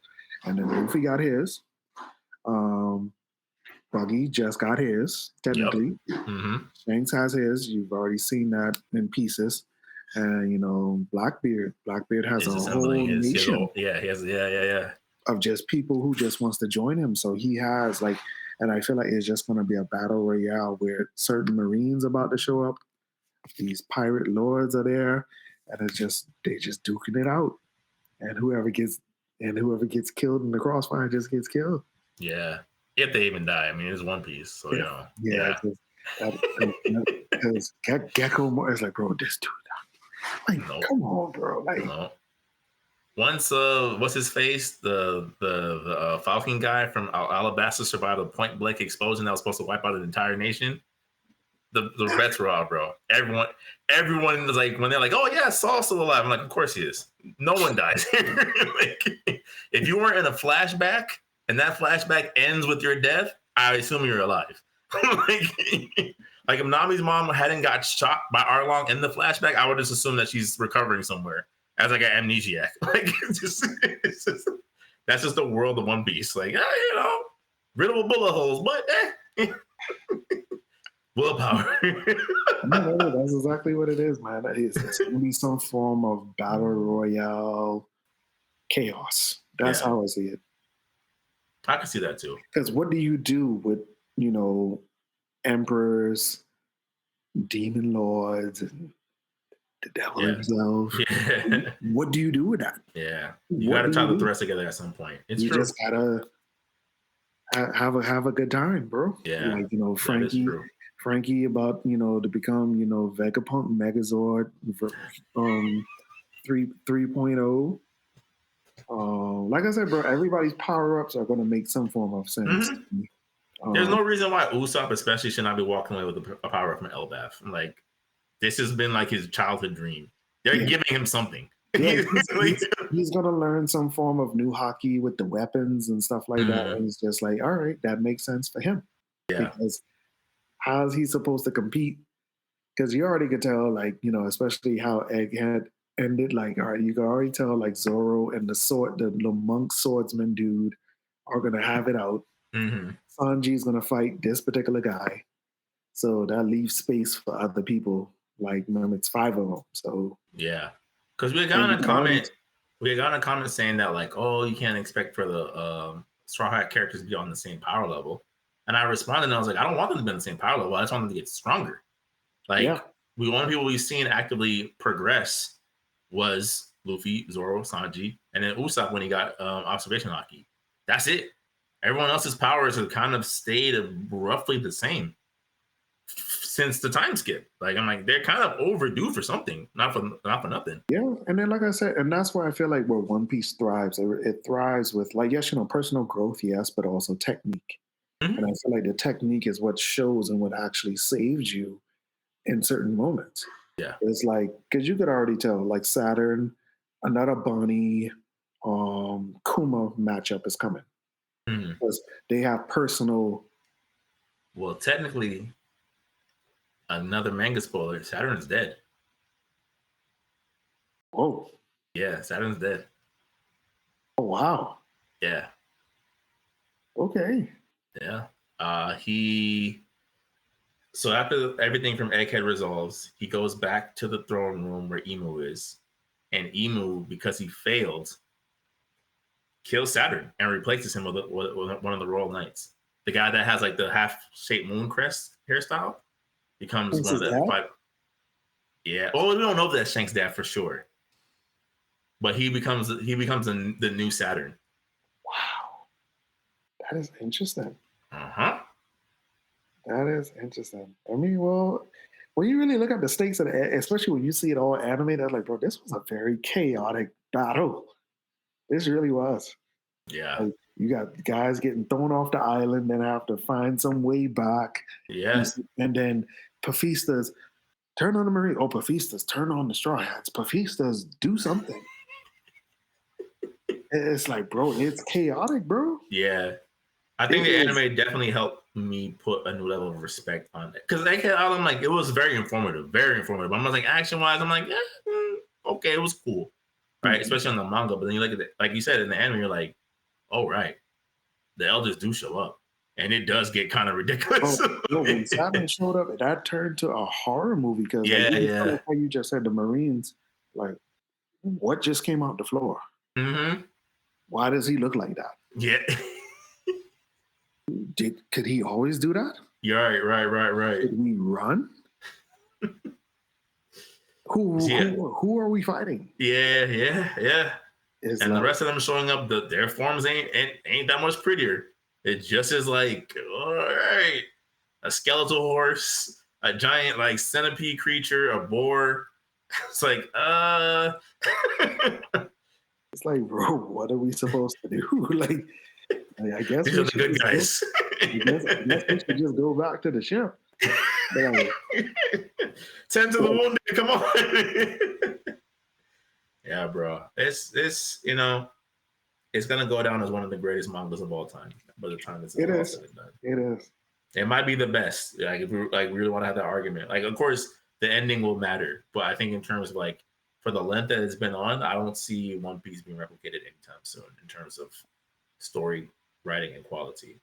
Because the other question I was going to ask you was, did you have any thoughts about Sarada's Mangekyo Sharingan in Boruto? Honestly, bro, I tapped out of Boruto.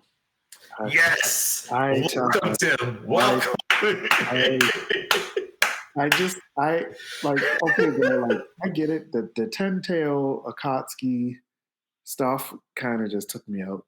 It's foolishness, to be bro. honest, Boruto, I feel like Boruto's focus should have been on what is the state of the ninja world or the status of a ninja after the war.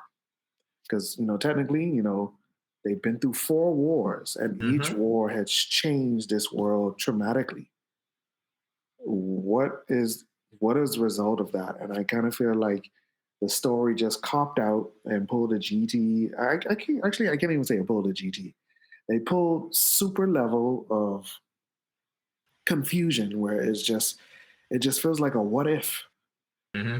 This, that, this and that, this and that. It's like even some of the more interesting concepts they have. Like I actually really love the idea of the advancement in scientific ninja tools, where it's like almost anybody can have it. Like I'm like, wow, that's because like, what does it mean to be a ninja in this traditional yeah, versus... bro, yeah. So I'm like, this is interesting, and even when they're fighting like Boruto's version of the Akatsuki, and they're all modified, it's like that. It's like it's interesting in the aspect of like, yeah, Delta's shooting lasers out of her eyes, like. What is a Rasengan going to do? The side things made sense to me. Like, you mean to tell me, Al, yeah, but a soldier of war, he was thrown away. Oh yeah, they found me in the rubble, and then they just retired me, and I came here to pay my respects to your dad because I was right next to him when he got blown away. But yeah, like I still feel hurt, and this person fixed me up. But yeah, your mindset changes. Like war changes you because he was a very calm, collective guy, and he just became something else. And then yeah, like how you said, you got these cyborgs. Like this one girl can impale you with her foot, shoot lasers at your eyes that like could almost even hurt like tail beast regeneration. It's like, Mm-hmm. how do you fight tail beast characters? Yeah, you said a cyborg. Yeah. That's what. So, like, to me, I'm like, the fact that they keep hinging and going back to the aliens, the aliens, the aliens. I'm like, I don't care. Like, I don't care. Oh, Yeah, the Ten Tails has sentience now. I don't care. I don't yeah, because care. I felt like the alien story, it just took too much. It took too much.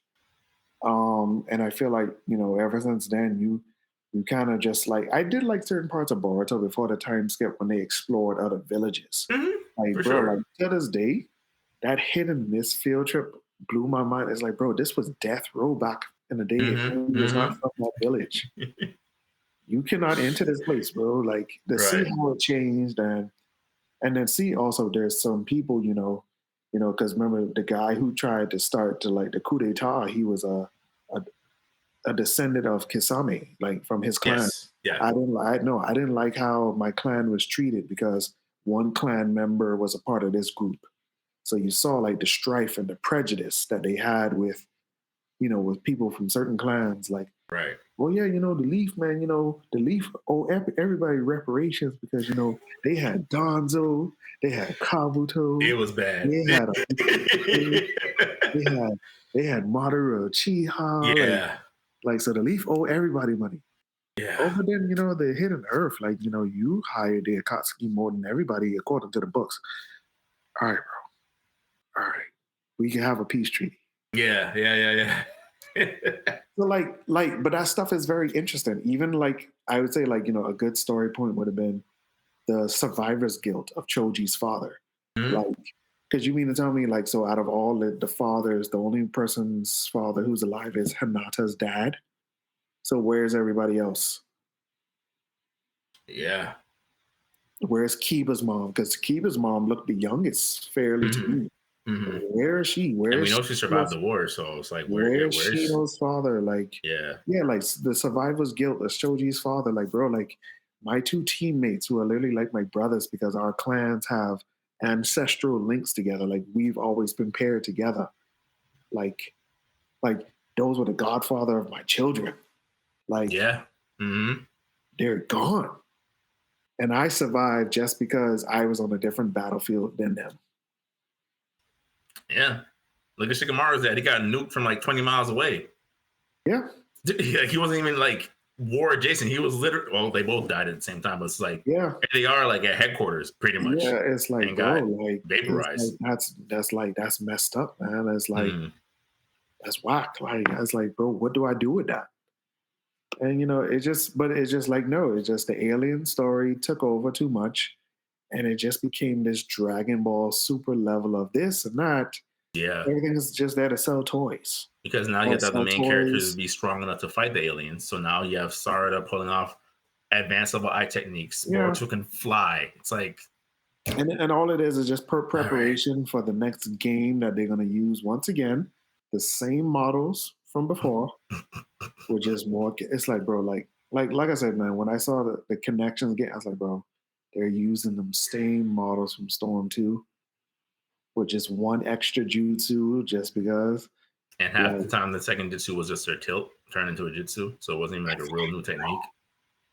Like, this is a clear sign of where this series is going, and I just said, bro, I can't commit to this. I can't. Mm-hmm. I really can't. I'm with you. Jordan and I were waiting for you to come join us on our side for the longest. You're like, no, I'm still reading it. I'm like, you're a better man than me. I was reading it just to see where it was going, but then after a while, like I just lost all interest, man. Mm-hmm. It's just like, bro, this is not even an interesting story no more. It really is not. It just lost all flair whatsoever. It's to me, and it's like, and I know we're gonna get hate because you always get hate when we talk anime and manga, but I'm like, to me, I'm like, Boruto is a completely different series from Naruto. That's just the truth. Now, whether people enjoy that series or not, like, I'm not saying that like your people's taste in that makes them like, oh, it's bad because you like this. I'm like, but if you're talking about people like us that were raised watching Naruto and had to wait for the weekly chapters of this ninja-based series, see what this is. It's just, this is not that. It's just simple. It's the same. The characters are there. but like the elements and the premise have completely shifted. Yeah, because like I get opening you as an evolution. I was like, is it? Right, Or is this just a fanatic story? Just like I said, the Dragon Ball Heroes format of just throw what ifs everywhere. right, What ifs everywhere. right. Oh, you thought the Renegon was the strongest thing. Wait till you see this Jitsu that can mind wipe the entire world. And that's why we sealed them away. It's like, what are you talking about? So What you is this? mean tell me, this random scientist on the same level as Orochimaru just found out all this information about the world, Bruh. found this corpse of an ancient Otsutsuki, splice human DNA to give to us. Like, so you mean tell me Orochimaru just never knew about this person when he seems to know about everything else? The origin of every clan in existence. Nah, bro. Nah. Yeah. And then of course now, retcon these, retcon the Renegon, the Sharingan. You just left the Byakugan. Like after the Naruto movie with the space dude, you just kind of just forgot about the Byakugan. Like, okay. Right, and its evolution. Oh, that was a one-off. Like, And then what? now you gave Boruto another eye technique that you haven't explained yet. It's like that you still haven't explained yet. It's like, bro, when are we gonna find out about this dude's tech? Whatever. Yeah. Yeah. Hey, I'm with you. I was just Half the classmates will never be in games because they're technically filler characters. Or they're just imitations of their parents, like to the T. Like, oh, Sai used black ink. His son uses color ink. Like, yeah, what are we doing? Oh, Chocho can use butterfly mode too. Okay. It's like anything else? You just took away the stakes. Yeah. You took away the stakes, man. Shikadai is literally Shikamaru, just as with light eyes, literally. Yeah, and then they had one episode where he was a fan with his mother, but then it's like, okay, so he knows how to use wind style, but you should have given him a style that's unique to him. Yes. Like, for example, like, I was thinking about like, all right, Katana, like what if he had like two fans and he was just like shurikens, like shuriken fans. Mm-hmm. Like, it's like, oh, tornado claw. Right. Or using the fans to pick up a dust cloud, which casts a shadow, and he can use the shadow technique. Like, there's just different ways of like, you just make him, like the best of both worlds. But nope, he's literally Shikamaru. Like, yeah, I was like, first of all, you could have given him like the Shikamaru look with the Tamari eyes, but then I feel like he would have been much more of an interesting character if he had Tamari's demeanor. Mm-hmm. Like very more assertive, more aggressive, like it would have been something different. Yeah. Because to be honest, even Shikamaru changed. Like when he became like the advisor, bro, that whole lazy demeanor went away, bro. He's become very militant. Man is now the new second Hokage. Yeah. for real, bro. For real. Wow. Yep. Out of it. Exiled. Get him out of here. that is not the way of the ninja. Yeah, bro. It's there's that meme for millennials especially is like when you live long enough to see all the things that you treasured as a child die. It's like we're kind of there, like there's a few franchises left that they just haven't turned into something else entirely. It's like, but it's for you, the fans, the longtime fans. Like, is it? Yeah, is it? Because this is not what we wanted or asked for. So, yeah, I just want, I'm like, want to at least try to have at least some of an anime conversation as well. And I was like, I feel like One Piece is the only one that I actively go to read. Everything else, I'm like, hey, if I get to it, I get to it. But all these other legacy series, I'm just like, I don't care. Like, to be honest, man, like, just end Dragon Ball for me, man. That's how I feel. Well, they have to wrap up Black Frieza, so can they? I don't know. They should, but because I don't know. Like they don't reach the standstill, bro. Yeah, then no one's transforming anymore. So you already know that Toei's out the game because like we can't sell toys. I don't care about the series. like we've already given you 2 different color palettes for Super Saiyan 4. We've given you every interesting character, every interesting Z hero has a new transformation in Modern Dragon Ball. All of them. Broly's a good guy now, so it's just like, well, which worked out. It's fine. It's fine, but it just makes that whole thing of then how does Black Frieza work? Like you've said multiple times, like I've said multiple times, without Cooler. How can it be Black Frieza against these 5? He's gonna get body slammed. Like, I know. But after Black Frieza, please just stop. Just stop, please. I don't need. I thought we were gonna go to the multiverse. I thought we were gonna go to Universe 6 and see how the Saiyans actually progress over time. That never happened. I thought we were gonna go to Universe 11, where apparently the demons have a lot more strength in this world. That never happens. Like, if we're not gonna do any of this, just end it. It's fine. Like, let Toriyama's legacy live on. Like, Dragon Ball will always be relevant to some degree. So Yeah, we and don't that's what I need said, more. man, if you want to do a game that crosses multiple generations, Fighter Z was perfect for that. Mhm. Like, if you want, like, a little inclusion of Dragon Ball, like, to be honest, bro, just give us King Piccolo. Yeah. Give us King Piccolo and call it a day. Mm-hmm. Give Tana Yantra the Dragon Ball skins, and that's it. We don't need anything else. That's it. Yeah, bro. Well, whenever that next teaser, we'll be here to discuss it and our reactions, and we'll get killed in the comments like we always do. Like, you guys just don't respect that. It's like, I'm like, all right, man. I'm sorry. We just. I mean, we can't all give an honest critique. Like, because I guess they look at age. We're like, bro, we are pushing on 40. Like, so we've seen this product go through multiple changes, and it's like, it's fair to say, like, like some of us don't like it, and I say some because there's different aesthetics, different tastes, but like, I personally don't like what this direction is going. Mm-hmm. I don't. Yeah. And I don't think there's anything wrong with that. Like I said, like, it's not. I think sometimes people internalize it of like, well, if you don't like it, that means you must think my tastes are trash. And it's like, that's not what. It's not. I don't think that's what we're saying. It's like, if you like transformations and flashy looking battles, by all means, that is some of the appeal of Dragon Ball. Like, but for us who enjoy story, a little sprinkle of lore and story, for me personally, continuity. One good way to wrap up Pokemon for me. Just give me the remaining evolutions that you owe us and call it a day.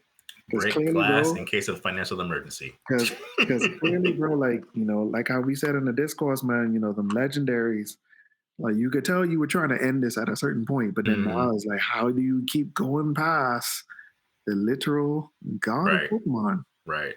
You've done God, you've done space Pokemon, you've done interdimensional wormhole Pokemon. Like, you're running out of resources here. Celtic wolves. Yeah. With a space dragon, who is clearly an Ultra Beast from the last game. When you look at the design, like, man, the man has the Men in Black vortex marble for a heart. Like, come on, bro. But Tim, the money. It's like, come on, bro. Like, and then what was the legendary? Paradoxes. Yep. I was like, okay, bro. Yeah. No, that showed me, bro. Like, to be honest, the DLC had better legendaries with the whole when they went to that feudal Japan looking area with the monkey, the crane, mm-hmm. The pheasant, and I was like, okay, that's cool because it ties into the Momotaro story. Mm-hmm. And it's like, bro, like, paradoxes, and you basically get the legendary at the beginning because it's your bicycle. It's your bicycle. I was like, I mean, I get it. You're getting rid of HMs. Thank you, because those were some hard days back in the day. Yeah, it was. But it's like, so where are we going with this? And then the new region has already been leaked. It's the islands of Greece and Turkey. So it's another island region. There's been many speculations that it's going to be called Pokemon Gales and Waves. So, like, water and wind. So, I mean, I'm looking forward to another island region. I mean, they did very well with Sun and Moon, in my opinion.